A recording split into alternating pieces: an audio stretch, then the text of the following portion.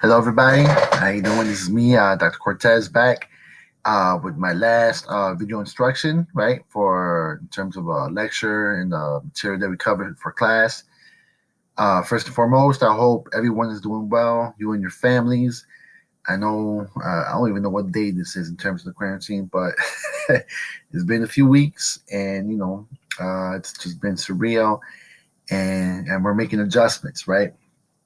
So in terms of self care and collective care, I'm hoping that you're continuing right to do something to make sure you taking care of your body, your minds, your spirits, right? Because as educators, there's a lot going on. There's a lot of shifts going on. We're going remote learning. Not all parents are home or homes parents are connecting or catching up with what is expected. Now homes are supportive, unfortunately. Not all parents are tech savvy. Not all teachers are available to speak with all parents. So I've just been hearing a lot of different things from friends, right? What's going on? So please, your educators, your teachers, I'm sure all of you are overwhelmed and trying to support individuals, your students, and your family. So please take a moment in time, either every day or just every other day for sure, of doing some exercises, meditating, some stretches, some breathing exercise, and just taking care of yourself because we are going through a lot. And also sharing this with other people, right? So if you can share information with your parents, with your school community, with your peers, that would be great. I'm sure they'll appreciate it. And if because what I'm doing, I don't know if you saw, but I sent out an email with some just tips and resources, right? I'm collecting this from different resources, right? Different individuals, and putting it together, and I'm sharing it with folks. Hopefully that will find it helpful. So in return, if you are doing something in your school that you think it's like valuable, innovative, you find it to be helpful, please send it to me because I want to share it to my network, right? We share it with our alumni. I share with my educator friends, on social media, and I think it's good because people are just they really are experimenting and trying out new things, on the fly, right? So any tips, anything that you're doing that's working well, please send it to me. Any resources or instructions or steps how to do certain things, especially when it comes to curriculum and how to and especially of a specific grade level, right? Because I want to share that with my networks. And again, this is new to everybody, so anything that works, and I'm using myself as a resource, right? Kind of like hovering around, excuse me, and getting information from other sources and sharing it with my network. So please share if you got something you think that's valuable. Cool. All right. So yeah, schools are going through a lot. Let me read just some before I go into the lecture. I'm just gonna read some stuff that I read on social media. So I have a friend. Her name is Miss Amira Davis. She lives in Georgia, in some rural area, and she put this up. Our teachers are still receiving pay during this lockdown. Our district isn't using remote learning, but they send home quote unquote activities require adults to work with their children. Then I receive a message from the teacher telling parents to respond yes or no if their children have completed the work. If parents are required to do this level of teaching, where's the paycheck and why are teachers still receiving full pay just to send out messages to parents, right? So I don't know the full situation, but it sounds like, and she doesn't say what grade level this is. I imagine this is lower grade levels, and pretty much teachers are not in contact with their students, and they just sent home these activities and asking parents if their children are filling out these activities, right? That's the level of education that's happening, right? And again, I think, of course, every district varies, schools, school leaderships. So you have that going on, right? And then I saw another post by Sandra Santiago, who puts pre-K through two virtual learning isn't experiential, right? Currently, in a virtual PD for distance learning for my network area, the teachers are working so hard to connect and reach out to families lessons and read louds, activities, etc. The problem teachers are having, families don't have access to technology. Many to most only have a phone that they take to work, right? It can be the optimal teacher plan, produce, execute, but the kids are not logging on, right? Or having a 5, 6 year old logging on to Google Classroom and signing up for every family in my class. I'm experiencing a lot of anxiety. And this is her, right, as a teacher. So again, a lot of stuff happening. People overwhelmed, trying to figure this out, and we know how important education is, right, to everyone. So please, again, let's share best practices. Send them to me. I'll send them back to you wherever I get, and let's work together at this, right? Because it's needed. All right, cool. That's taken care of. Curriculum, Facebook post, and my emails. And I did say I did send out some emails. If you didn't get it, I could resend it. You could just let me know. Let me know if they're helpful, right? And also, if you're looking for something, send me an email and I'll put it out there. I'll put it out there because I have friends, right, who are doing different levels of education and doing great things and just who are being innovative and out in the forefront of trying to just connect schools with children, parents, and families, and to continue our development, right, as communities and individuals and families. All right, cool. We got that. So let me jump into uh, my article. So Occupy Public Education, right? I wrote that maybe like 8 years ago. So before I wrote that article, I wrote my dissertation on a hunger strike that took place in at the Little Village neighborhood in Chicago, which is the most populated, most dense area in terms of populations in the whole Midwest. Right, this is Little Village, which is just southwest, right, just south of the Madison, dividing line of north and southern city of Chicago, and west of the city of Chicago. So it's kind of like southwest area of the city.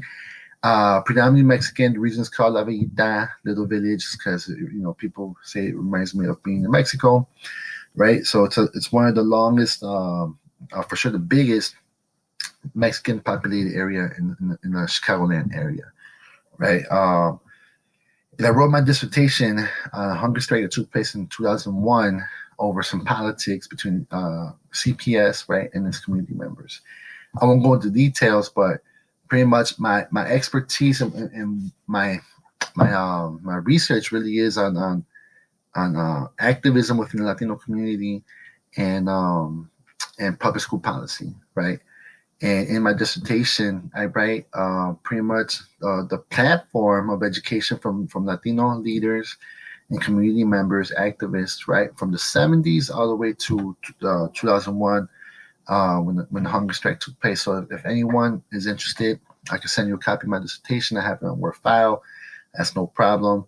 But basically, the reason I decided to cover this angle and this approach in terms of this history, this local history in Chicago, me being, Mexican, my parents being from Mexico, me being raised here, and just, hearing people, right, I would say like, well, Latinos don't invest in education, they just come to work.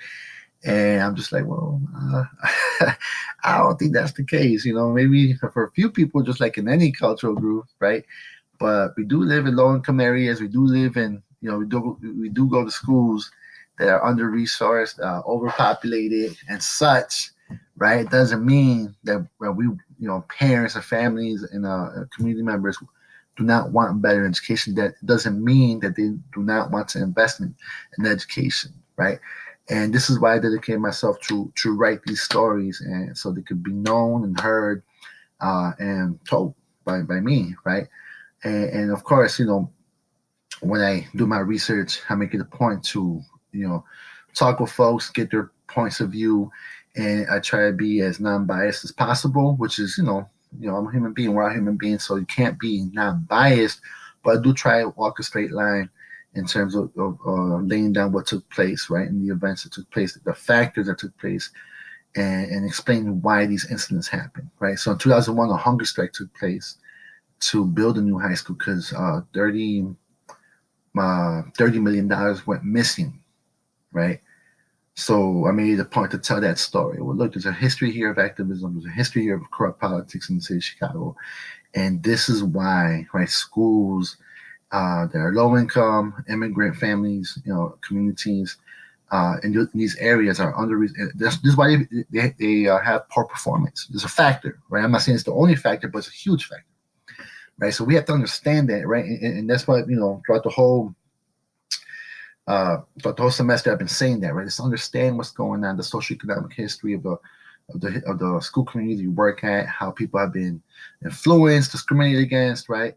Either supported, whatever the case is. Let's understand what's happening in your area to best understand how we can serve our communities, right? And also to be advocates. Let's advocate for more resources because that's what they need, right? So yeah. So I wrote my dissertation on that. Little Village still in the news recently, and Little Village just last Friday. There's a coal plant called the Hilco coal plant that had a smokestacks, chimney, one of them big long ones, old ones, and they demolished it. They imploded it. It was an implosion that took place to demolish that big smokestack in the middle of the community, in the middle of a pandemic where people can't breathe, right? People with respiratory issues and concerns are told to stay home, be very careful. Where it's a community of working class immigrants who still have to work because they work essential jobs, right? So this is a very vulnerable community, a lot of elder folks, and this company decides to take advantage of this time because there's actually an environmentalist group who's been putting pressure on them for over 10 years to make sure that on them and the city and the aldermen to make sure that they do not implode that smokestack, and they decided to do it last Friday. So it's an attack right on the community. You're endangering people's lives. Of course, people are upset. No one's taking the accountability, right? People from Hilco are saying, "Well, we got a contractor to do it, and we fired them." Oh, the damage has already been done. So now people are pressuring the city and the mayor and the aldermen to take away the tax breaks that they gave that company because they're gonna renovate, and to do away with them because of what they did. So we'll see where that goes. But as you can see, this is just an example of a vulnerable community, low income community, in this case, a predominantly Mexican immigrant community, low income working class, right? That's being exploited, overlooked, discriminated against, in this case, put in danger through environmental racism. So again, understanding this is why I do what I do in terms of my research, and now let's connect it to Occupy Public Education. So this happened 10 years ago, 2010, in I believe it was September. It was September, the same week of Mexican Independence Day. I remember that clearly. And I won't go to full detail, but in terms of what happened, it's a group of mothers, predominantly Mexican immigrant mothers, who were involved with the local school council, involved with after school activities at Whittier Elementary School, right in Pilsen, which is located just southwest of the downtown area, which is prime area in terms of real estate and gentrification, right? And I make these connections. I'm like, well, what's happening, globally, globalization, the gentrification in Chicago, and the investments in public education in low income areas. And this is a perfect case of like, well, look, Whittier has a strong local school council. Membership is strong. They're very active, and they've been asking for more space because they've been overcrowded for so many years, right? And I wrote that in my article, and so it's to explain that. So it's not just a group of parents coming out and complaining, quote unquote, but no, this is a group of invested parents, right, who've been asking for something for a very long time, and CPS turns around and they're going to do the complete opposite, and that's take away space that they've been using to build a soccer field for a private high school down the street. I mean, it's just it's just unbelievable, right? It's just something that people were like, "What the hell is going on?" Right?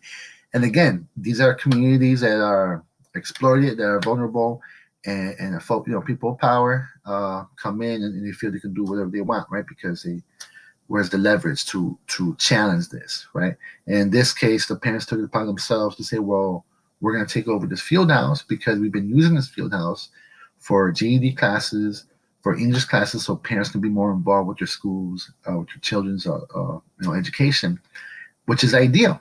We know that. We know that, right? We know, and I hear from our students, like, the immigrant community, they're not as involved. We hope we would like for them to be involved so they can be involved in their children's education. Well, in this case, they are, and they weren't supported by CPS, right? And instead, they're because of politics, they were being infringed on with plans that served a private high school, which is to me crazy, right? So, in terms of doing my research, this happened maybe like a mile and a half from where I lived. So when I went, when I heard about these group of mothers occupying this field house, they vowed they when they saw the green fence go up for demolition, they're like, "What's going on?" They found out that CPS will bring in a demolition team to bring down the field house. So they decide, well, we have the keys, we go inside. They brought mattresses. That we're gonna be in this building until we get a commitment from CPS that they're not gonna tear down this building, right? So they occupy. They practice civil disobedience in terms of protecting education for their children. I went down there. I speak Spanish. Introduced myself. Not just me, but it was me, some other friends of mine who are also educators, social justice advocates, and other friends who are activists as well. We came in to support these group of women. All right. We didn't come in to tell them what to do. We came in and asked them, how can we support you? Right. Which is important because these women are leaders, powerful leaders.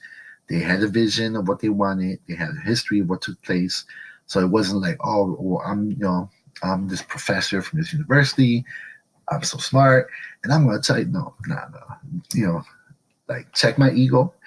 You're a leader of this effort, and I have some resources as a professor, and how can I support you with this? And I also even told them, that wasn't my first day, right?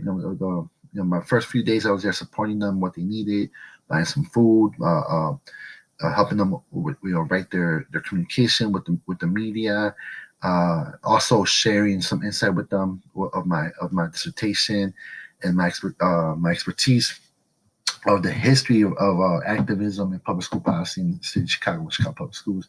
So I did some workshops for them to understand how this all fits with what they're doing. And so in exchange, I asked them, well, once I developed that confianza, right, in Spanish, which means that confidence, in relationship, that trust, I was able to ask them, look, I would like to write an article on this and publish it just because I want this story to be, told. And if you can help me out, with some documents or correspondence that you had with CPS and such, and they were like, yeah, for sure, So that helped me get access to documents. That helped me get a point of view that came from their experience, right? Listening to them, writing it down, and also just that cultural a commonality that we had, right? Of when they say something where they're coming from, I understood that, right? So when I wrote this piece, I really wrote it with that understanding of that community collective, what they were doing, and I found a lot of things. As a researcher, as an individual, I was really inspired by this group of women, right? So the on the third day when we were there. It was me and my friend Laura, Dr. Laura Ramirez. We were on Facebook trying to recruit people to come through and help out, right? And I mean, and the ally support was magnificent. I mean, you had people from everywhere, right? You had black folks, you had Latinos, you had white folks, you had Asians. So it was just multicultural support of individuals who came in and said, how can we support these group of mothers, right? Because their effort was really walking the higher ground, right? More in terms of the morality of the situation. Like, come on, CPS, like really, you got this group of mothers like advocating their schools overcrowded. There's no library in the school, and you're gonna take away the space that they've been using. So right, exactly. Who can fight? Who can argue against that? But when we were there, I remember the police came. They were knocking at the door, and the sergeant came and he was speaking with one of the individuals from the network, and he basically said, well, I know there's children in there. If there's some children in there without their parents, we can arrest you for kidnapping. You're trespassing on CPS property. Just kind of saying other things he had to say. And we basically said, well, we're not going to open the door. If you want to come in, you're gonna have to do what you have to do. And it's during this exchange, like I was like, oh man, like I want to go to jail, like I want to go hit, like but I gotta teach class tomorrow. I got this lecture for class tomorrow. I don't want to be in jail. And then I turned to the to the side, and I see like the mothers, they were huddled up with their children because the children were scared, and they were crying because they thought they were going to jail. And the mothers were like, no, everything will be okay. Don't worry about it. They were just like, embracing them, making sure that they're okay. And I'm thinking to myself, like, wow, like I'm over here worried about going to jail. Or these mothers, and some of them who are undocumented. I was just like, why am I scared? Right? I have I have privileges, right? I'm a professor. I have a great job. I'm a citizen, right? And I was just like, my fear just left my body, and that was one of the most powerful images that I ever seen, firsthand, sharing, in terms of sharing space ever in my life.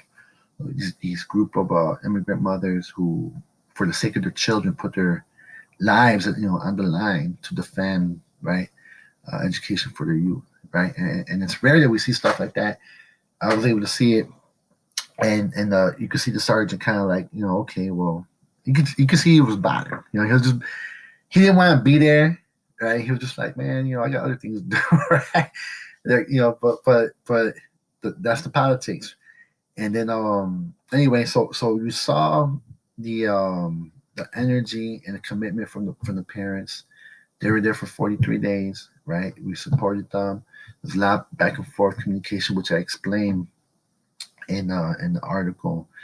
And they were on their toes, right? You had the older man who is of Mexican descent as well, who did not support them, right? And that's where the politics comes in, And part of the reason of me writing my dissertation in this article as well, just because it's a Latino community doesn't mean all Latino representation is on the community side, right? So a lot of times it's folks, the politics come in. He underassumed the power of these families. He came in and basically told them, what, there's no money. And the mothers did their homework. They're like, well, we know about the tax increment finances, the tips. Funny, like, and you were able to use those tips to build a new Target down the street, but yet you're telling us there's no money. So when they told him that, he was just thrown off. He was like, oh, wow, these people know that, right? Like, because they're badass women. That's why, right? And then, but anyway, so education, support, the network, organized communities, they defended this space. They defended this space. A lot of folks came in supporting this cause, and so I wanted to demonstrate that in terms of, like, a lot of times when we see schools that are under resourced, that are not working well, that are dysfunctional, right?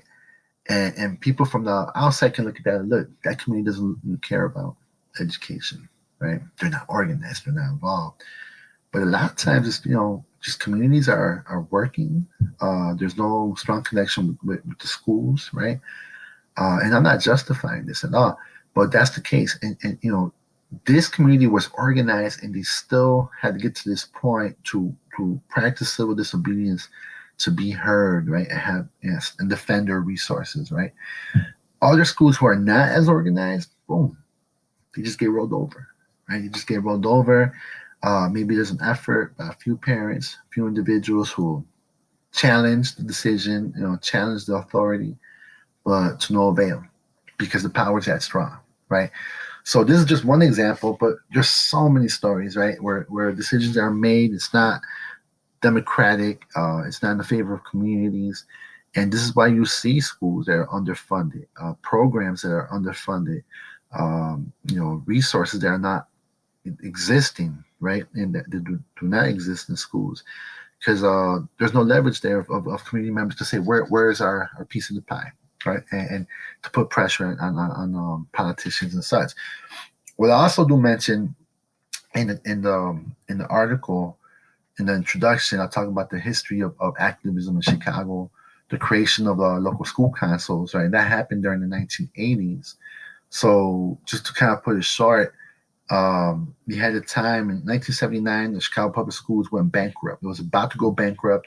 The state had to come in and save, they bailed them out, saved it from bankruptcy and basically being dismantled, right, as a public school district and being the third largest in the nation. And so that happened. And then, but at the same time, you had right before that, this is 1979, right before you had deindustrialization, right? So those same type of jobs that were available before for people who didn't get their high school degree or didn't go to college, that's gone, right? We're going into the 80s where we're going to college is key to getting a good type of job where you can support yourself and your families, right? It's important now to understand, information based political economy, right? Computer literacy, right? Knowing how to attend someone, professional customer service, all this stuff, all these skills we have to pick up now going to schools, getting a high school degree, and going to college, right? So now more than ever, going to college and having an education was more important now because before, and I don't know if you remember, but earlier in the semester I mentioned that in the 1950s, only one third of the workforce had a high school degree because you basically didn't need it. You were working in factories, and there's people who still didn't speak English, and were supporting their families and bringing in, immigrants from Europe. You know what I'm saying? So this is a whole different ballgame here. And so that happened. It started happening in the 80s, and then you also had a shift of a public school system that was predominantly white at one point, that was growing to be predominantly black at that point, and then they had a new demographic growing, which was the Latino population during this time. And I believe at that time it was like 10%, right? Now CPS is basically half. Half the student body in Chicago public schools is Latinx, background, right? So again, the shifting, right, immigration, city politics, and all of that. So what ended up happening was in the early '80s, there was a high dropout rate. Students were graduating with not knowing how to read. They were illiterate, didn't have the skills to go to college. They were not going to college. And so parents were saying, yo, what's going on? What's going on with our students, going on with our schools? So you had this massive coalition of different types of community organizations, Black, white, Latino primarily, right? And they had a citywide movement to put pressure on CPS, like something needs to change. And during this time, we had a mayor who supported the communities, and this was the late great Harold Washington, right? And I mentioned that. And with his input, embracing everyone's ideas, they had to figure something out. And they were like, well, how can we bring more power to local communities so they can have input in their schools, right? That was the big problem. They were like, you had this is hierarchy, CPS making decisions, and it doesn't, really relate to everybody. So instead of breaking up the district into different portions, right? They actually said, you know what, let's meet somewhere in between. And in the end, after so much pulling and tugging, they created the local school councils where they're like, well, we'll have a council made up of parents, teachers, the principal, a student representative, and community members, right? And they have the power to hire a principal, to determine the curriculum, and to determine the Title I funds that they receive from the federal government, right? Which is three significant powers to have in running the local school. This was 1988, which was great. And there's actually, and I mentioned it in my research that in the first few years in middle and in elementary schools, there was you saw a turnaround of performances going up, right? So it was positive in terms of how it affected students and the performance and their engagement in schools, right? Unfortunately, 7 years later, in 1995, you had the CPS Reform Amendment, and that was led by the second Mayor Daney, who came in and he had a different vision, right? He was like, well, let's the city's gonna be international, there's gonna be a lot of changes, and he actually he put in Paul Vallis as the first CEO of any school district in the nation, and that's where we start seeing the globalization, the neoliberalism taking place in the public entity and public schools. Before, schools were run by superintendents. Now they're run by CEOs. And Paul Vallis was the first one in the nation, right, to hold that type of position. So Chicago set the tone for that. Chicago was basically the model for No Child Left Behind, where schools who were underperforming would get penalized. And any educator knows that if you're underperforming, more than likely there's not enough resources, and instead of having resources being taken away, they need to be either reassessed and put in different places. But you need more attention, not less resources. But in this case, they were using cutthroat corporate methods of, well, we're gonna put pressure on you so you can perform better, right? But really, it was a way to dismantle schools and do away with their powers with the local school councils, right? And once schools failed to meet performance points, right, 3 years in a row, the powers of the local school councils were minimized, and they were taken by the district. So it was a complete turnaround in terms of what happened in the 80s to the 90s, when the city was just going through its full throttle force of gentrification. Now, what I say as an educator and as a scholar is what happened to the communities that did that movement, right?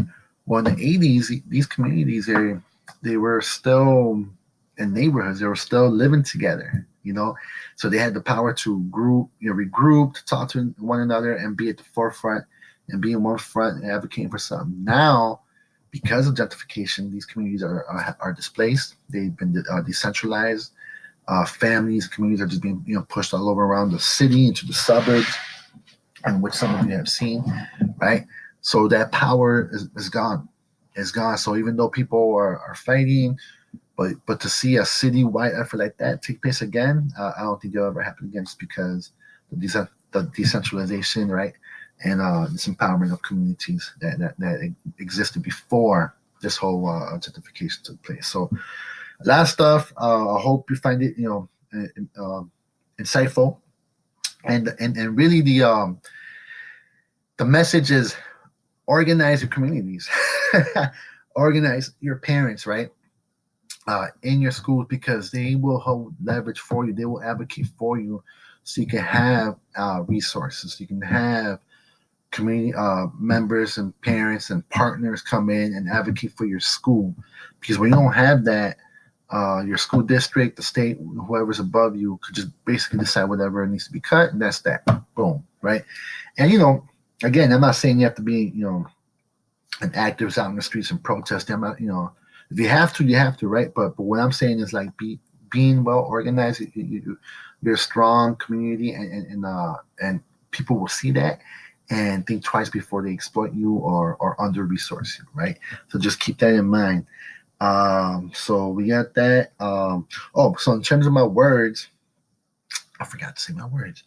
It's the first word is where did I put it at? Okay. Oops, I can't find it. Oh, the first word is a local school council. All right. Sorry about that.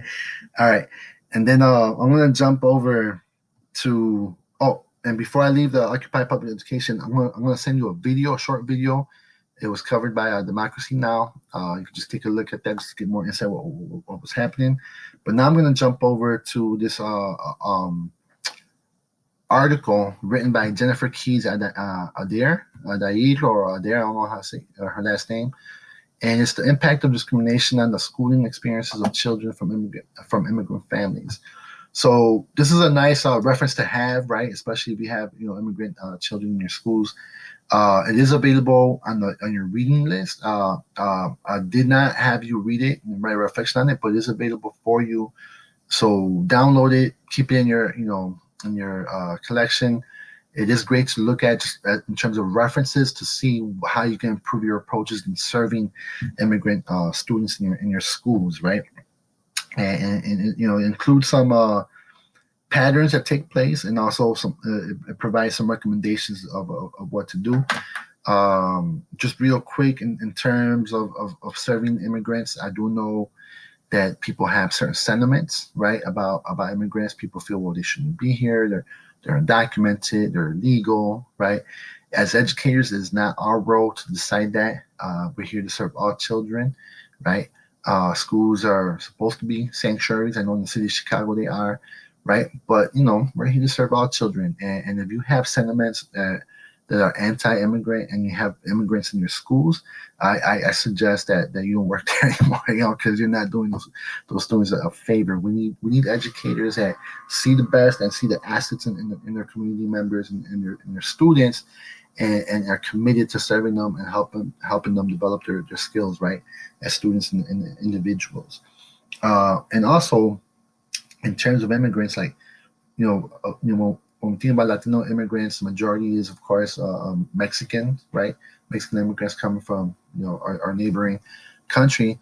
But as of late, we also been seeing a lot of Central American immigrants coming in, and that's the dynamics of globalization, right? And in terms of what I always ask people is like, well, what's the economic push? What's happening? What's what is the change? And what's the push? Why are folks coming over here, right? So if you were to look at the Mexican immigrants coming to the United States, you could look this up on Google, and say the years and the numbers, and you will see that there's a spike, right, of immigration from Mexico that took place after 1994. And in 1994, that's when NAFTA was implemented, the North American Free Trade Agreement between Canada, the United States, and Mexico. When that happened, basically tariffs and right, and imports and exports were, and the tariffs and all that were cut off, and you could just, trade was free all across the borders, right? What ended up happening was American companies were underbidding a lot of Mexican companies, right, and taking away jobs from Mexican companies.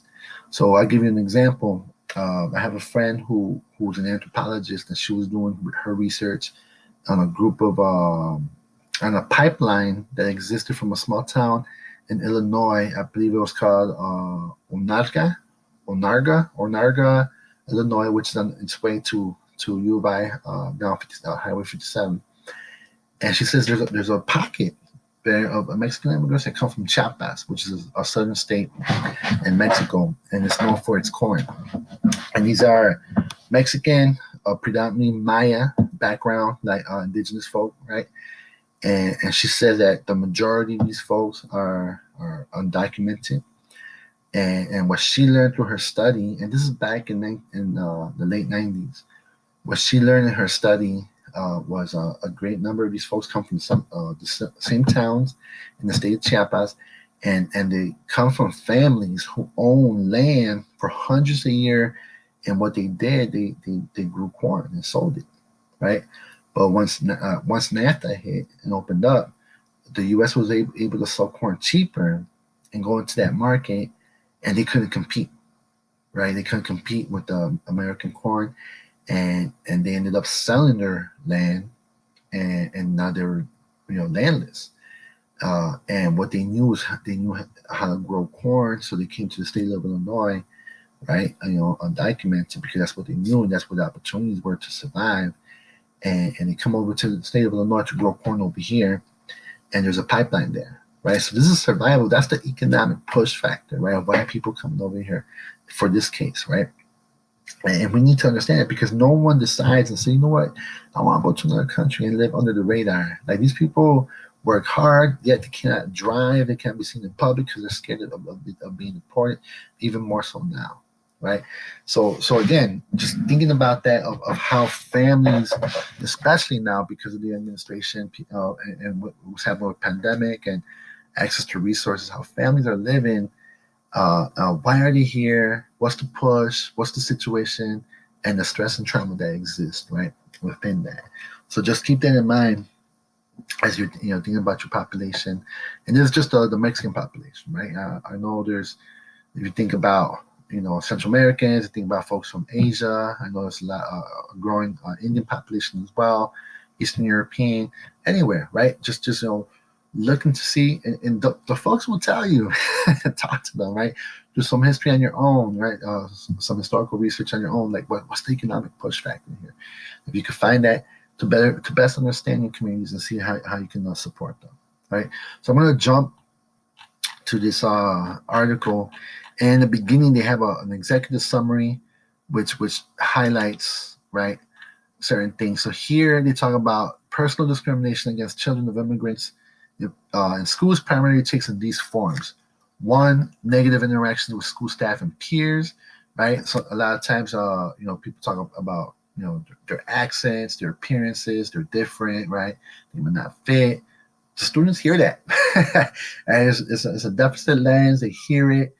They're being told you're not the same as everyone else. So let's be mindful of that, right? Of how what type of interactions you're having with students, and talk about what they have to offer rather than what's negative and what they don't have to offer, right? Two, narrow learning experiences. You know, every individual, no matter how young they are, they know what they've been exposed to, right? So you'll have individuals who have so much to offer in their first language, but because they can't speak English doesn't mean that, because of the school system, a lot of times they're being tested in this language. That's why they do not perform well, right? So it becomes their learning experience becomes narrow because the materials, the testing, the assessment on English, but yet they can't demonstrate their actual capabilities and knowledge because of that language barrier. So being mindful of that as well. Okay, what can we do? Reach out some bilingual experts to see what resources they're using to support these individuals, right? Low educational expectations, and we see that these students, we just put them over here. We don't put too much attention on that. We want to focus on the students who are excelling. Well, if you have those low expectations for them, and a lot of it also comes from the anti-immigrant sentiments that people have, right? We're not investing in these, in these group of individuals, low expectations, and they just get put aside and become marginalized, right? And we know that's not a great experience for any type of student, right? Who experiences that. And then four, the evaluation of primary languages. Again, the fact that an individual, a student speaks two languages, how can we take advantage of that? I mean, that means they have much, much more to offer. That means they can see things in multi-level ways, right? In multifaceted ways, right?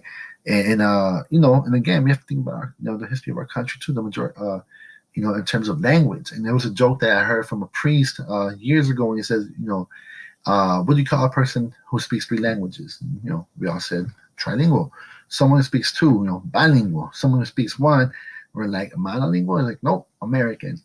Like what? So, like let's really look at folks and take advantage of them that they speak a different language. How can we incorporate it?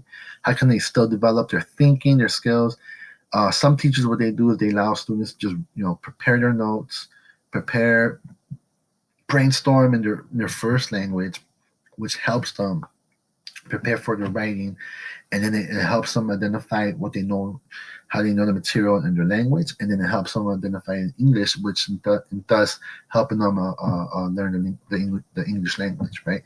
But again, you need help with that. You need assistance with that, and if we don't do those type of supports, then you're evaluating, the skills that your students have, right? And again, there's so many schools that are just not doing this. I hear it from my students, and it's not schools that have like 10%. You have schools with 40% immigrant children who speak Spanish, and I hear it from my students like, oh, we still don't have these resources, or we can't find a bilingual teacher. Like, really? Like, oh, come on, what's going on, right? And then four forms of structural discrimination in schools are discussed in here as well. School segregation, right? Put the kids to the side. Don't do that because you're actually you're taking them away from the whole school community, right? You're basically segregating them. I've come across counselors and they, and with great intentions, they come to me and they say, what, is what we're doing because we want to focus on their skills. And I have former students who in the higher ed program who they themselves experienced that as K-12 students. And at one time they were in this discussion with the counselor and they told them, please don't do that because I experienced that and it was the worst experience I ever had because I was ostracized. I was marginalized. The kids from the regular campus, right? Regular school will pick on me. They referred to us as the Spanish kids, the Mexican kids, and the reason was because there was no interaction. They were just put to the side. And in this case, like these counselors, they had the best intentions. So it's not like this evil people doing this. No, no, no. Sometimes like you have the best intentions, but you just don't know what the best practices are. And this is why it's important to talk to people, talk to folks who are bilingual, ESL experts, talk to community leaders in this immigrant community, and make these decisions, right? And they'll support you. So that was a good example. When my former student Salvador was like, "No, like that's the worst thing to do," right? And so they're able to connect, and he provides some insight with them. So again, two, lack of high quality educational resources. So yes, usually when there's budget cuts, ESO, bilingual program is the first to go. Part of it is again, I believe it's anti-immigrant sentiments. I believe they're like, well, this community like they won't make too much noise, or let's focus on the students who really want to engage in learning, who are performing high, right? And it's like no, like we need these students to catch up. We need these students to have this support system because they're behind, right? So they have lack of a high quality educational resources. And three, low engagement with parents, right? And I hear this all the time. It's not the case everywhere, right? Because you do have to figure out ways to engage with parents. I know each community is different, but once you get them, once you build that confianza, that trust, once they know that you're speaking with them and not to them, once they know that their contributions will be accepted, and it takes time to build this, and you can't do this through one person. It has to be a team, right? And I always say, know who your leaders are in your in in your school. Know who. Sometimes it could be it could be the people who work in the cafeteria, people who work in the office, people whoever is in your school that's from that community. They're leaders. They're known. So you could ask them like, oh, what's going on in the community? What are some things that work? What are some things that people are into, right? And you have to figure that out. So in terms of how to engage with parents, my former student Brian Peterson, I know he had a circle check-in with parents of Latino parents at his high school in Crown Dundee High School, and it worked wonders. The parents came out, and I was actually there. He invited me for this, and they were like, "Thank you so much." Like we felt like we were being listened to. We saw you taking notes, and this is the first time that someone asked us about what we think should happen in terms of how we engage with teachers at this school, right? So going back to circles, going back to listening, right? And that has so much power because many times the reason that parents don't go, they're tired of being spoken down to. They're tired of being told what to do, and they don't have a space for like, well, this is what I think, right? To provide their input. So you have to build those reciprocal relationships, and that's extremely important. And one thing to note is like, don't put this on a single individual's shoulders, right? It shouldn't be one person's job. It takes a team to do this, right? Because people are connected with different folks in different ways, right? So low engagement with parents is three. And four is a misdiagnosis of special education needs. So it's common to hear people, immigrant children who are English learners, but yet they're labeled with learning disabilities or they're in special education, right? And it's like, come on, let's do away with that. We have to make sure we don't do that because this affects students' lives, right, in the long run. What I always say is if you have trouble finding bilingual educators for your school or experts, reach out to the local college or the local university and reach out to the teacher education program, right? and maybe build a pipeline of bringing out folks who are just graduating, and trying to get, provide insight. So again, it's about being innovative, getting the expertise. And it is kind of, to this day, I still hear educators come and say, you know what, in the last 10 years, we've seen an increase of 10%, 15% of Latino immigrant, students in our school, and we don't know how to respond to that. Like, well, there are resources online. There are schools that have best practices, and it's like I say you reached out to them and build on that, right? There's not a formula, going back to that. It's not, I can't say this is what you need to do, you'll be fine. Nope. But here's some insight and factors to consider as you build relationships with your school community, right? So you don't have an excuse to say we don't know what to do, right? All right. So this is available to you on D2L. And then here are the four recommendations. One, pursue reciprocal equalizing relationships with parents and communities. I already spoke about that, or what Brian Pearson did. You have to have a reciprocal relationship. You have to let folks know that you're listening to them, and it takes time. And when you start this, again, like you have to build that trust. And I mentioned this before. Look for the what did I say? The different types of pocket leaderships in your community, right? Folks who go to church, the soccer leagues, the community organizations, boom, reach out to them as well, right? So you can build this relationship with parents and communities. Support representations of diverse cultural and ethnic communities. So for me, being Mexican, Latino, I never had a Latino teacher my whole K through 12 experience, right? I never learned about my history in K through 12. The first time I learned about my history in a formal setting was when I went to college at U of I Urbana-Champaign. So Latinos, like we're actually, there was a study, and I'll try to find that for you, that in children's book or even a curriculum, Latino is the cultural group that least sees themselves, right, in the curriculum. So just things to consider.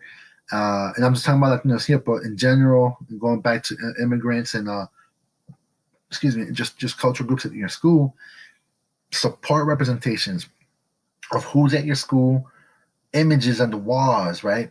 Folks that I mean, we have the internet, folks that you're covering. If you're doing math, you have mathematicians from all cultural groups, all racial backgrounds, we can find that now. Look it up. If you can't find it, come to me. I'll help you look for it, right? But that's so important to include in your curriculum so the students can connect and say, wow, that looks like me. Because I know for me, like the only Latino instructor we had was a substitute that we had. I remember in junior year at my high school, and we all freaked out. We're like, "Wow, you're Mexican!" Like, "Oh, damn!" Right? And then we're all tripping at him because we couldn't believe it. And it's and unfortunately to this day it exists still, right? We have low numbers. It's growing, right?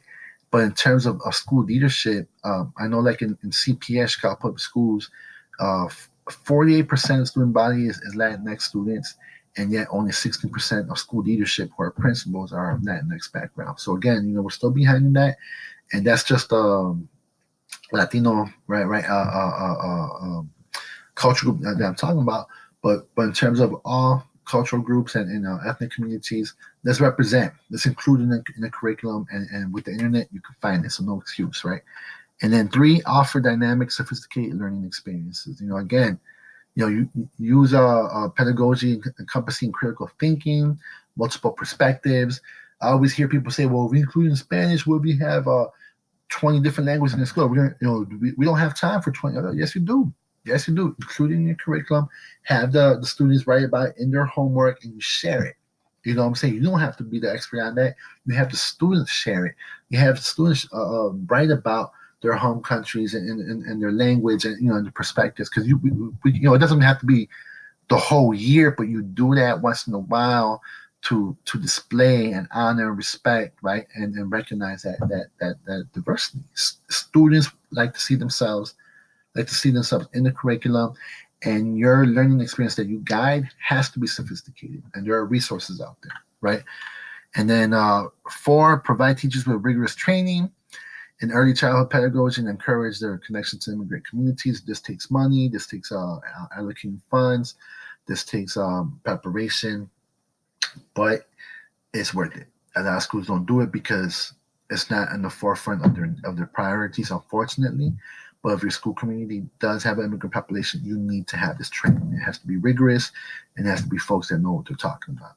And then 5, invest in creative education strategies for schools serving children of immigrants. And this is policymakers. This is where the politics come in. Talk to your state representatives, see how they can advocate for you. I know there's one. Her name is Karina Villa, who's doing great things. She's a state senator. No, I'm sorry, a state congresswoman. Um, excuse me, a state representative, right? And former teacher, former social worker, and she's doing great things. So reach out to your local, politicians, especially your state representatives, right? And see how they can advocate for you to get the resources that you need. Wow, this is 55 minutes. I didn't think I was gonna do an hour. But the second word is gonna be man, I forgot what my first word was. But the second word is gonna be challenges. Challenges, right? So okay, cool. That's it. I hope y'all are well. Take care. I hope this makes sense.